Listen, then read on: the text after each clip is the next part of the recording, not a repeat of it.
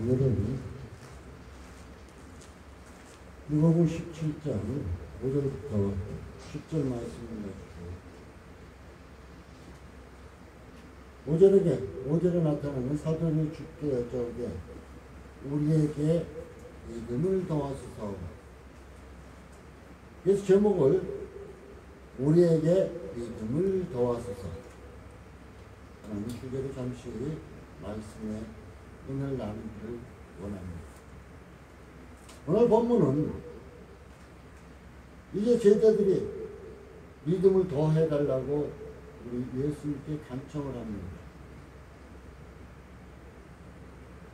다른 것도 아니고 1절서부터 보면은 죄 용서 또한 죄에 대한 대화 후에 믿음을 더해달라고 얘기하고 있습니다. 우리는 쉽게 생각해서 어떤 큰 기적이 있는 곳에 나도 그 기적을 베풀 수 있게 믿음을 더해달라고 이렇게 할 수 있는데 죄의 용서에 대해서 그 대화 후에 우리에게 믿음을 더해달라고. 그것은 우리 인간이 죄에 대해서 용서하기가 쉽지 않다는 것입니다. 그래서 죄 용서에 대해 쉽지 않기 때문에 그 용서할 수 있는 모든 것을 용납할 수 있는 믿음을 더해달라고 오늘 제자들은 우리 주님께 간청하고 있습니다. 이 믿음은 하나님께서 구원받는 각 사람에게 나누어 주신 것입니다. 다 나눠준 것이 아니에요. 세상 사람 모두에게 다 주신 거 아닙니다. 구원받는 사람에게만. 교회 안에서도 신자에게 주어진 것이 아니라 교회 안에서도 성도, 곧 구별된 자, 그냥 신자는 믿는다 하는 자고 성도는 구별된 자예요. 구별된 자에게만 주어진 것이 믿음이라는 것입니다. 그래서 로마서 12장 3절에 보면 믿음의 분량대로 우리가 무엇을 다 감당하기를 원하셔요. 교회 안에서 여러 가지 직분이 있고 여러 가지 행할 일이 있는데 믿음의 분량대로 하라는 것입니다. 어떤 사람은 믿음의 분량이 그것이 안 되는데 너무 큰 것까지 봉사하다 보니까 불만 불평하는 사람들도 봤어요. 교회 안에서. 왜 나는 이렇게 하는데 저 사람은 안 하지? 판단하는 것도 보았어요. 그러니까 자기의 믿음의 분량대로 하라는 것이에요. 그런데 어떤 사람은 하나님께서 믿음을 주셨는데 그 믿음의 분량대로 아예 손 하나 까딱하지 않는 사람들이 있습니다. 오늘 말씀을 잘 살피면서 나의 믿음은 어떤 상태인가 한번 점검해 보시기 바라겠습니다. 믿음의 형태는 그냥 주여 믿습니다로 끝나는 것이 아니라 믿음의 형태는 오늘도 씨앗으로 구별해주고 있어요. 마태복음 4장 26절이나 마가복음 4장 14절에 분명히 말씀하고 있습니다. 또한 말씀이 믿음이다.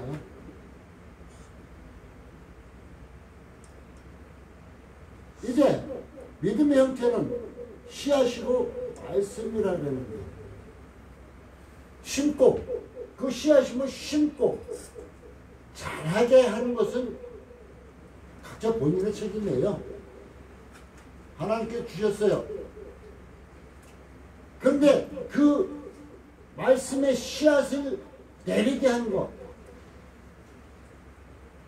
무슨 각자에게 달려있어요. 교회 다니면서 몇십 년을 다녔는데 변화가 없다. 하나님 말씀이 없다. 그 말씀의 뿌리를 내리지 못한 것이죠. 또 쉽게 여기면 믿음의 뿌리를 내리지 못했다. 이렇게 말하고 싶습니다.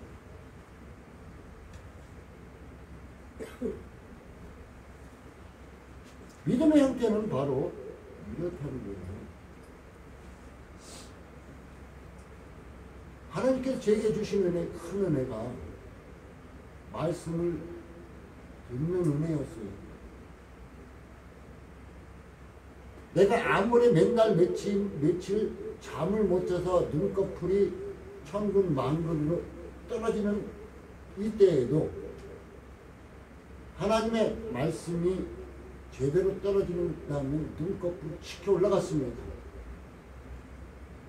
그러나 어떤 부흥에 가서 그냥 세상 얘기나 하고 사람들 거기 온 사람들 웃기기나 하려고 막 떠드는 소리는 내가 잠을 푹 자고 피곤한 것이 없는데 갔는데도 불구하고 내 눈꺼풀은 내려앉았습니다. 하나님은 하나님의 말씀을 듣는 분별력을 주셨어요. 아무리 유명한 목사랄지라도 세상 얘기하면은 제 귀가 닫혔습니다. 대전중앙교회 큰 교회, 제가 여기 대전에 처음 와서 부흥사가, 유명한 부흥사가 왔는데 처음에는 이제 학교 갔다가 와서 그 부흥에 참석했는데 처음에는 말씀을 전하니까 굉장히 피곤한 상태예요. 학교 갔다 늦게 10시 넘어서 왔는데 근데 귀가 확 열리는 거예요. 근데 한 5분인가 지나 있다가 저는 깜짝 놀랐습니다. 왜? 야, 나 이거 약장사가 왔나 깜짝 놀랐어요. 뭔 말이에요? 부흥사가 와서 헌금을 걷는데 약장사가 약 팔듯이 헌금을 거두려고 하는 이런 모양새가 나타났어요. 헌금은 성도들 마음에서 우러나면 돼요. 하나님 말씀에 은혜 받으면 내가 하나님 말씀에 은혜 받고 하나님께 받은 은혜가 많으면 하지 말라 그래도 해요. 그런데 약장사 헌금을 많이 내면은 그냥 큰 축복 당장 놀라운 일이 벌어질 것처럼 막 약장사를 약을 팔듯이 파는 거예요. 그러니까 헌금 얼마 할 거냐고 써내라 하니까 많은 사람들이 막 써내는 거예요. 나중에는 어때요? 은행 빚 얻어가지고 헌금했다가 그 빚에 없는 거 허덕허덕한 사람들도 많이 보았어요. 진정 그 사람이 믿음의 씨앗을 받았고 말씀을 받았다면은 그 믿음이 그 마음속에서 말씀이 들어가서 자라났다면은 그렇게 하지 않았을 것입니다.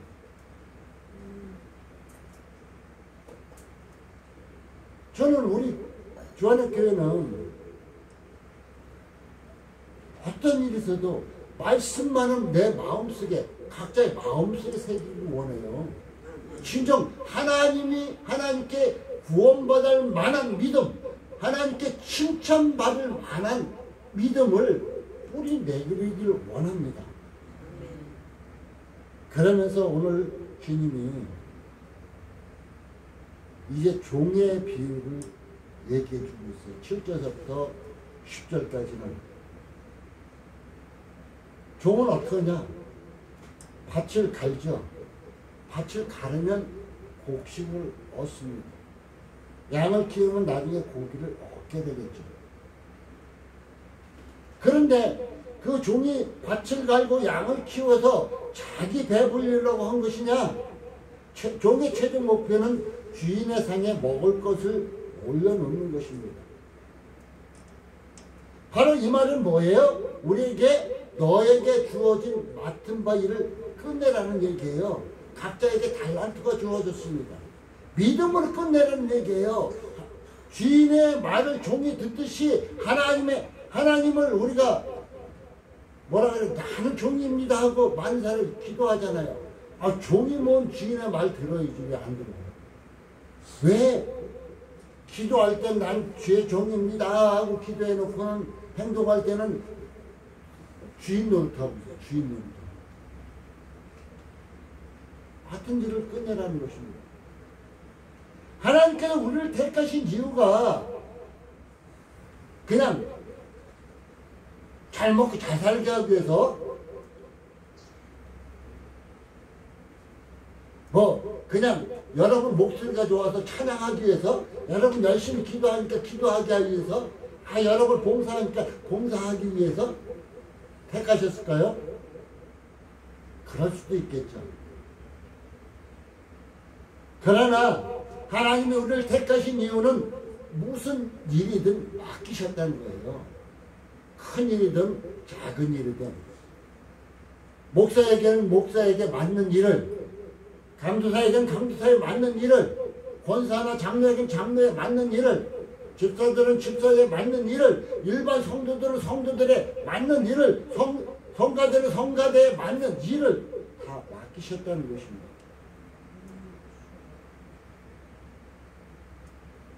자, 그 10절에 어떻게 나오고 있어요? 이와 같이 너희도 명령을 받은 것을, 우리가 명령을 받은 것을 다 행한 후에 이르기를 우리는 무익한 종이라. 우리가 해야 할 일을 한 것뿐이다. 하나님 앞에 자랑할 것이 없어요. 내가 무엇인가 했다고. 제가 간증 듣다 보면 많은 사람들이 간증을 들어봤는데, 간증 들었다 보면 안타까운 것이 있습니다. 하나님이 자기 자신에게 은혜 베푸신 것을 처음엔 간증을 잘해요. 은혜 맞습니다. 그런데 조금 지나면 어때요? 자기 자랑이에요. 자기가 못했고 자기가 못했다고. 자기 자랑. 오늘 뭐라 그래요? 우리는 무익한 종이다. 내가 대야만 할 일을 했을 뿐이다. 교회에서 봉사하고 전도하고 뭐하고 그냥 이웃을 돌아보고 하는 모든 자체에 그냥 명령을 받은 것을 행한 것뿐이다. 야, 너 어디 가라? 어디 가서 말씀 전해? 그 명령을 행한 것뿐이다. 그 후에 내가 잘했다고 자랑할 것이 없다는 거예요. 무익한 겁니다. 오직 우리에게 필요한 것은 뭘까요? 제가 늘 주장하는 순종입니다. 순종이 필요하죠. 믿음이 있다면 꼭 순종이 필요하다는 것입니다. 그래서 오늘 제자들은 우리에게 믿음을 더하소서 하고 간청하고 있습니다. 믿음은 성장해야 되겠죠. 믿음은 왜 성장해야 될까요? 오늘 겨자씨만한 믿음 얘기를 하고 있습니다. 우리 주님은. 겨자씨만한 믿음은, 겨자씨라는 것이 얼마나 작냐 하면은, 여러분 참깨 알죠? 참깨 알보다 더 작습니다. 아주 작아요. 보잘것 없어요. 그런데 그 겨자씨 나무가 씨앗이 싹이 나고 자라나면은 얼마 많아지냐? 새가 깃들 정도, 새가 들어서 앉아서 쥐잡을 정도의 나무로 큰데요. 그 이유는 뭐예요? 생명이 있다는 거예요. 겨자씨 하나를 만한 믿음이 있었다면, 그 안에 생명이 있었다면은, 자, 우리 잘 살펴봅시다. 내 믿음이 죽은 믿음이냐, 산 믿음이냐? 생명이 있었다면은 어떻게 해야 뽕나무들아 뽑혀서 바다에 신기라 해도 그것이 순종할 수 있는 것이다. 놀라운 기적의 역사까지 나타난다는 것입니다. 놀라운 기적의 역사까지 나타나요. 믿음이 이렇게 중요하다는 것입니다. 그래서 우리는 세상에 바라보면은 세상 유혹에 너무 넘어가서 믿음이 흐트러질 때가 너무 많습니다. 그래서 늘 나에게 믿음을 더하소서. 하나님 말씀이 내 속을 사로잡게 하소서 하고 기도할 필요가 있다는 것입니다. 믿음의 권위는 하나님께 있습니다. 믿음은 바로 믿음의 권위가 믿음을 하나님께서 나눠주셨다고 초장이 얘기해 주시오. 그러면 믿음의 권위는 하나님께 있습니다. 그렇기 때문에 하나님께 대한 순종과 직결된다는 거예요. 이 믿음이라는 것이 하나님께 순종과 직결된다. 마태복음 8장 7절에 보면 한 백부장이 나타납니다. 그는 주님을 메시아로 인식했습니다. 그는 자기 하인이 아팠어요. 요즘 세상에 하인이 아프면, 요즘 세상도 그래요. 하인이 아프면 누가 거들 때 봐요? 아이가 아픈 병원에 가. 아픈 눈에 띄지 마. 이렇게 하고 말 거야. 그런데 그 백부장은 그 하인을 위해서 예수님을 찾아옵니다. 그리고 예수님께 내 하인을 고쳐달라고 말합니다. 그러니까 예수님께서 그래 가자. 그러니까 그 백부장이 하는 말이 뭐예요? 말씀하옵소서. 내 밑에도 수하가 있는데 그들에게 내가 이리 가라 하면 가고 저리 가라 하면 저리 간다고. 그냥 나는 주님 하라면 하겠습니다. 주님이 말씀만 하십시오. 내가 이렇게 하라면 이렇게 하고 저렇게 하라면 저렇게 하겠습니다. 말씀만 하십시오. 그러면 내 하인이 낫겠습니다. 그러니까 주님이 뭐라 그래요? 가라. 그는 그 한마디 듣고 그냥 갔어요. 갔는데 마중 나오죠. 하인들이. 하인 나왔냐 그러니까 나왔대요. 언제 나왔냐 그러니까 그 시간을 얘기해요. 그러니까 백부장이 딱 보니까 예수님이 가라! 가라! 하고 말씀하신 그 순간에 나온 거야. 그가 가라! 하고 백부장은 돌이켜서 그 말씀에 믿고 신뢰하고 그냥 집으로 가는 중에 나은 거예요.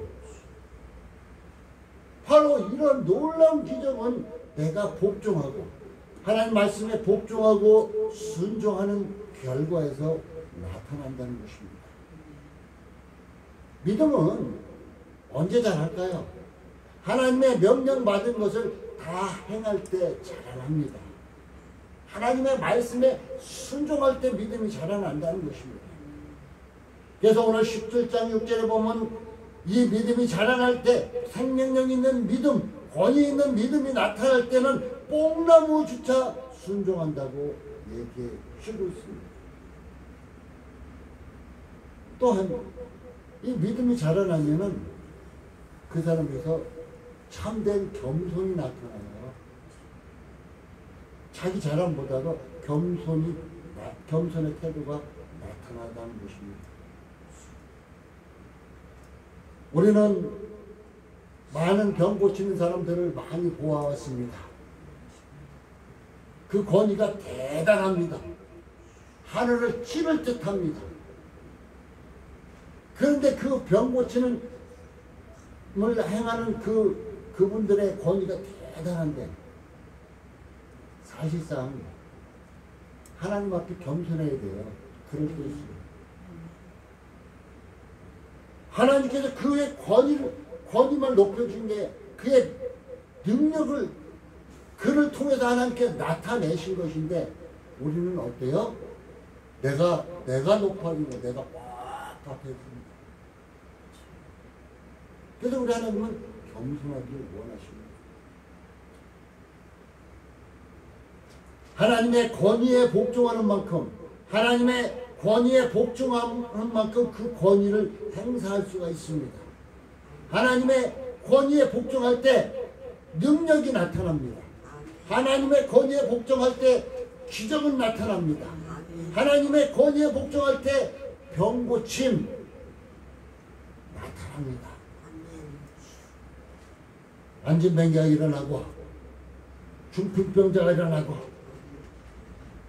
모든 병들이 치유되는 이유는 하나님의 권위에 내가 복종할 때 나를 통하여서 하나님께 쓰신다는 거예요. 내가 교만한 하나님 쓰시지 않습니다. 창세기서 22장 1절에는 무슨 말씀이 나올까요? 아브라함 얘기가 나옵니다. 네 아들 이삭을 내가 내게 지시하는 산에 갔다가 드리래요. 언제로? 그 말씀에 보면 하나님의 말씀하신 것을 바로 응답합니다. 아브라함은 순종합니다. 복종합니다. 그래서 이제 22장에 보면은 하나님께서 아브라함이 내가 나를 사랑하는 줄 내가 하나님을 사랑하니까 그 말씀에 순종하는 그 모습을 보았다는 것입니다.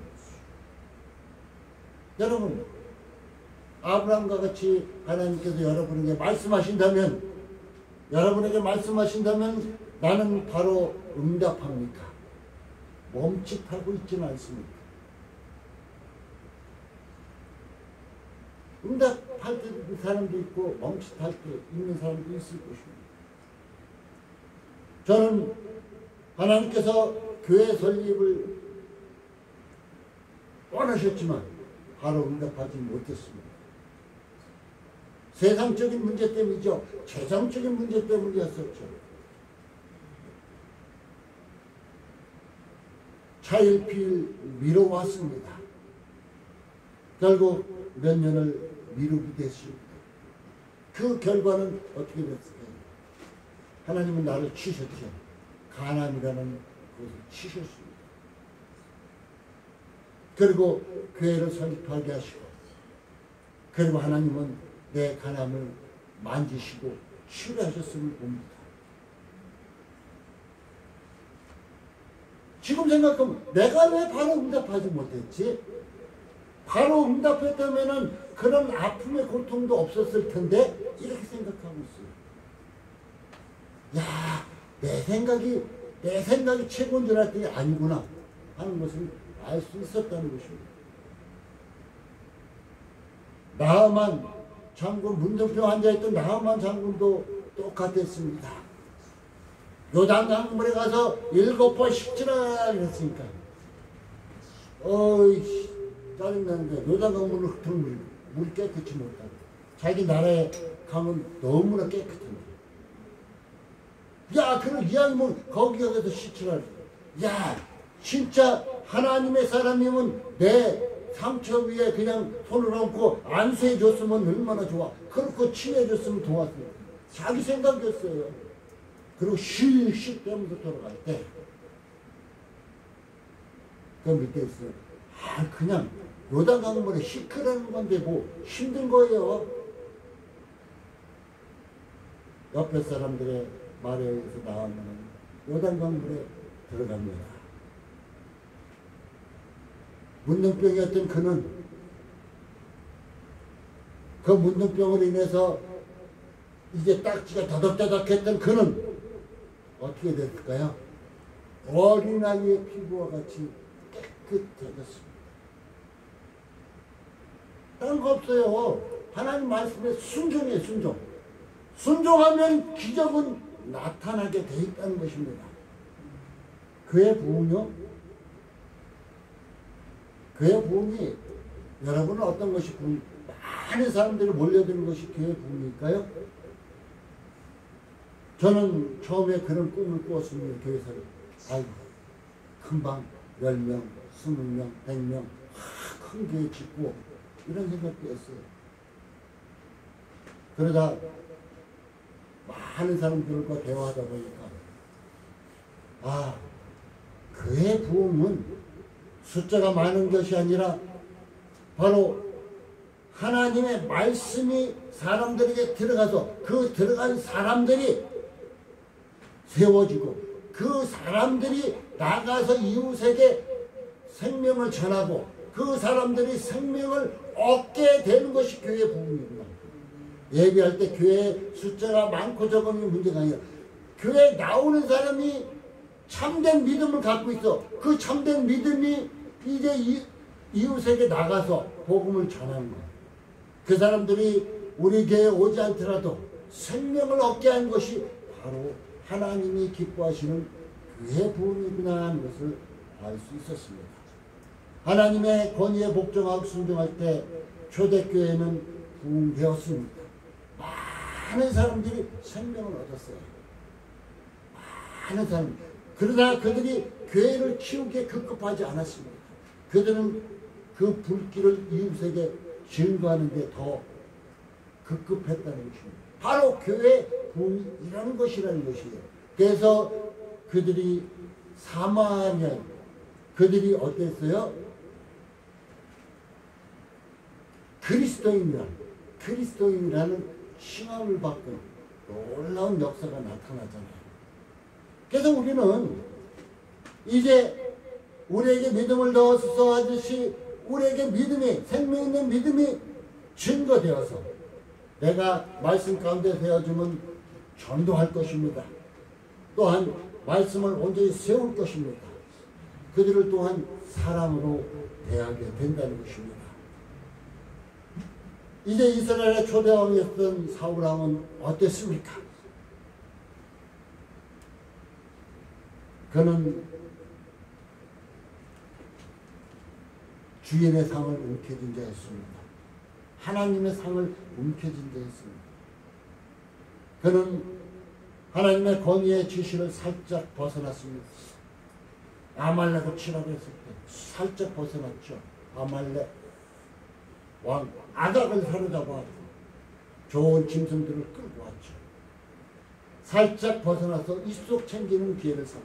지금 우리가 이래요. 하나님께 순종하는 것 같이 하면서 나의 이익만을 챙기려 할 때가 너무 많이 있다는 것입니다. 그래서 야고보 사도는 얘기합니다. 야고보서 20장 24절에 보면은 행함이 없는 믿음은 헛것이고 죽은 것이다. 아브람과 기생 나합을 보라고 말하고 있습니다. 왜? 믿음은 살아있잖아요. 살아있으면 움직인다는 거예요. 살아있으면 순종한다는 것입니다. 내가 할 일 남이 하라는 것은 곧 교만한 것입니다. 그래서 야고보서 그는 말합니다. 주 앞에서 낮추라. 그리하면 주께서 너희를 높여주실 것이다 말하고 있습니다. 낮은 마음을 지킨다는 것은 곧 순종의 상을 받을 자리를 지키는 것이나 똑같습니다. 고린전서 15장 10절에는 사도 바울이 이렇게 말합니다. 그러나 나는 나 된 것은 하나님의 은혜로 된 것이다. 지금 자기가 된 것은 하나님의 은혜로 된, 여러분이 하나님의 은혜로 된 것이다. 내게 주신 그 은혜가 헛되지 아니하여 내가 모든 사도보다 더 수고하였으나 내가 아니요. 내가 모든 많은 일을 했지만 내가 아니요. 오직 나와 함께 하신 하나님의 은혜다. 이렇게 하나님의 권위를 높이고 있음을 봅니다. 이런 사람은 그래서 그에게 영광의 면류관, 생명의 면류관, 의의 면류관이 씌워질 것을 저는 봅니다. 사랑하는 성도 여러분들도 이제 하나님 앞에 순종함으로, 낮아지는 자에서 순종함으로 이제 하나님 앞에 섰을 때는 자라체 7,000번 영광의 면류관, 의의 면류관, 생명의 면류관을 받았으기를 바라겠습니다. 마태복음 11장 29절은 이렇게 말합니다. 나는 마음이 온유하고 겸손하니 나의 멍에를 메고 내게 배우라. 그리하면 너희의 마음에 힘을 얻으리라. 멍에를 메고 내게 배우라. 예수님께 배우라. 그러면 너의 마음에 힘을 얻는다. 멍에를 맺는 게 우리는 생각하기에 멍에를 맺는 게 힘들 거 아니에요. 근데 힘을 얻는 거예요. 그것은 바로 예수님이 감당해 주시겠다는 것입니다. 하나님을 사랑하는 마음이 여러분에게 있습니까? 하나님을 사랑하십니까? 진짜 하나님을 여러분이 사랑하신다면 여러분에게 겸손히 나아지게 될 것입니다. 결론을 맺겠습니다. 당신의 운명을 실현하십시오. 하나님을 위해서 열매를 맺으십시오. 성자가 된 것은 우리의 소명이기도 합니다.